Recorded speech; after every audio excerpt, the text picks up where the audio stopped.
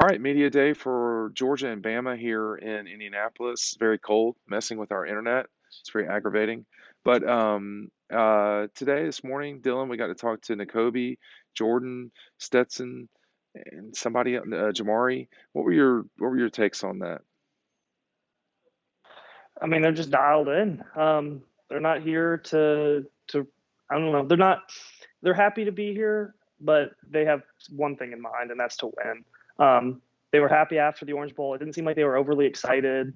Jordan Davis, who's usually a fun person to talk to, bubbly, was pretty straight edge today. Yeah, They just want to get this over with and get to the game. yeah, Ryan. Their goal is very clear. I don't think in their head there's an option. They have to win, and they're locked in. I think that the mindset's really good. I mentioned this the other day, but the best mindset I've seen the players and Kirby have all year was before the season, over the summer, and I think that they obviously dominated during the regular season. It's a long regular season that came pretty easy for them, and it was, I think, easy to. I don't want to claim that they lost focus or anything, but they did lose a game there, and I think that losing that game really recalibrated them. I think they're back into that laser focus, and they have a job Monday night, their last job of the season, and if they do it right, they're going to come out as the national champions. They're not playing around. I think the team's really serious, and apparently Stetson Bennett has a flip phone. I didn't know about that. Yeah, he's got a flip Yeah, phone. He's avoiding yeah. a lot of social media, which is fine.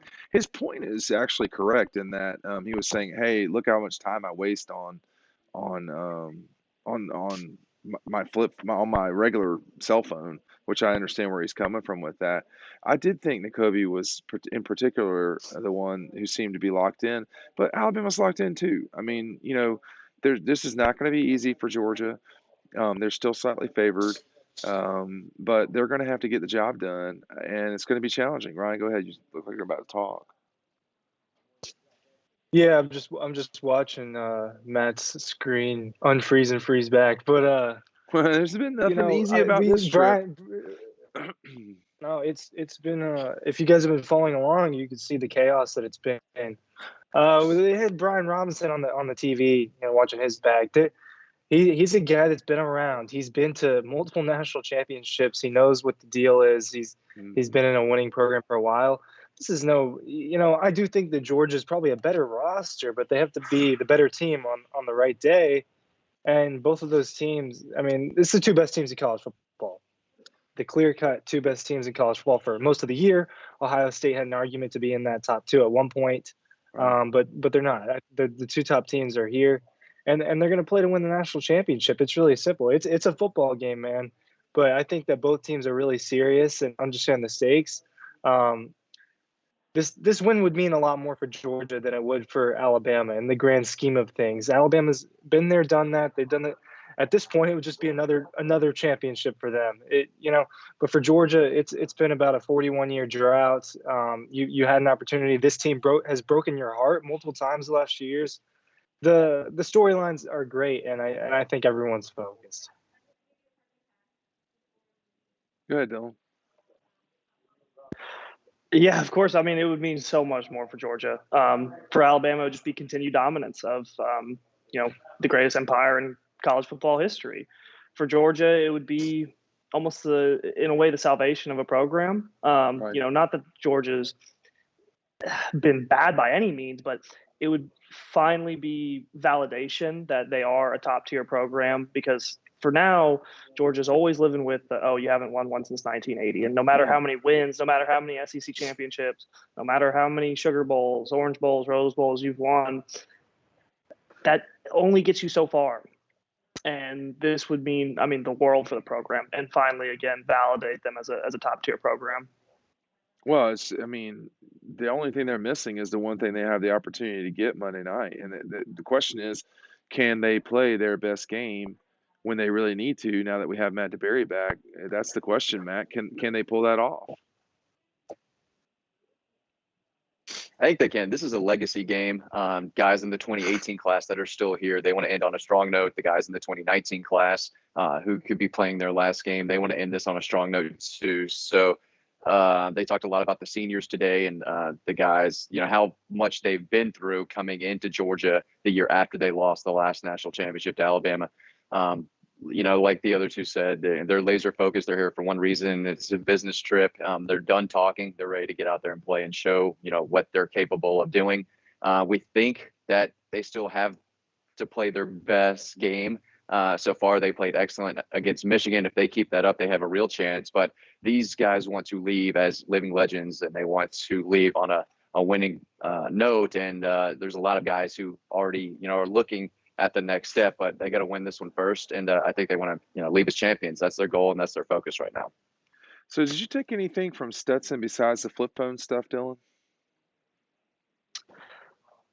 No, He is extremely he seemed, measured in these answers. I mean, he's not just going to go off the cuff at all.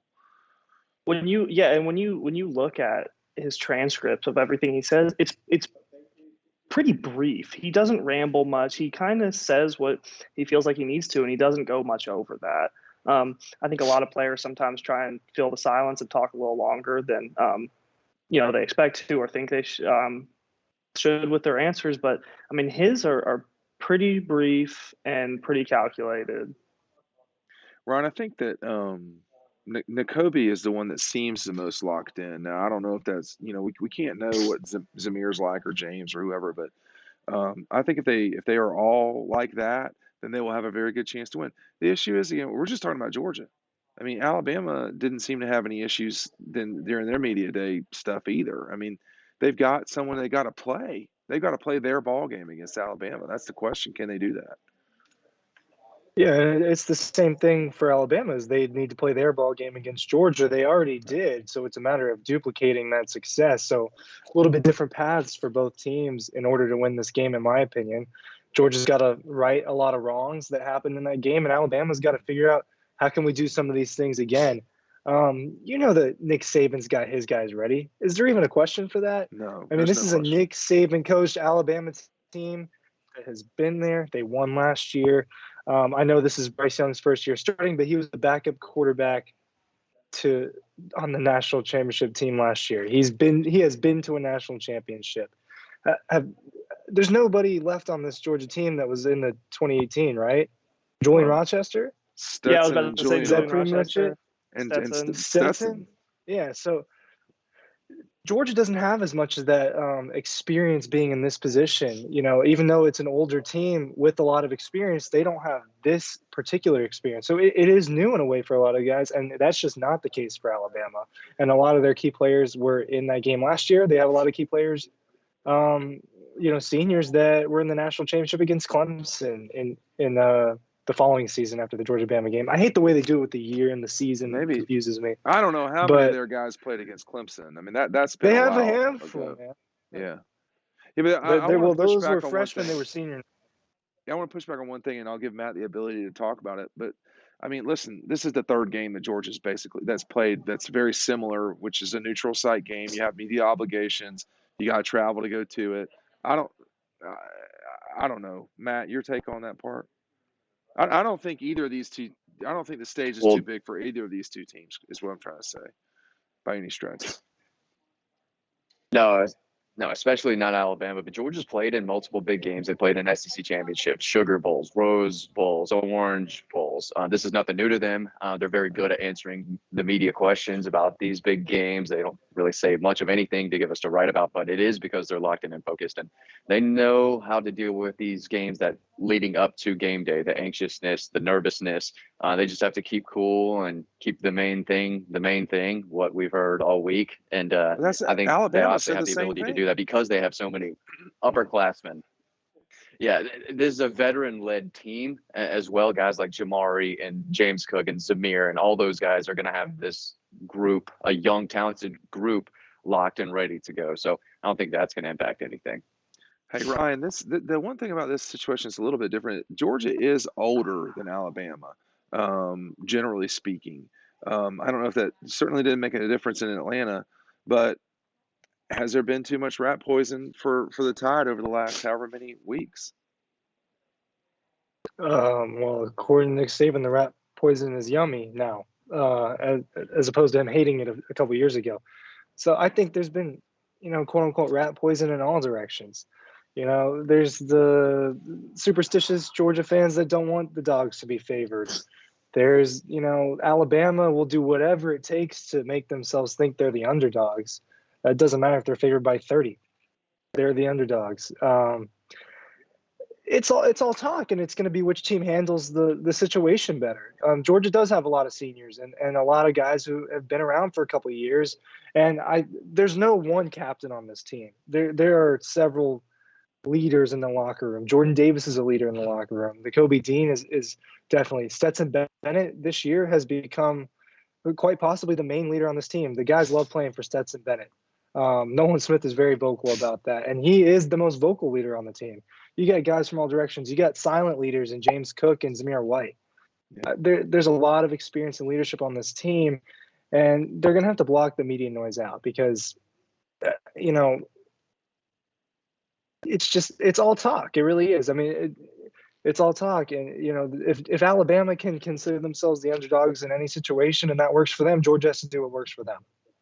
What works for them, Dylan? Well, I was going to say one thing. If rat poison is yummy now, Alabama's going to be.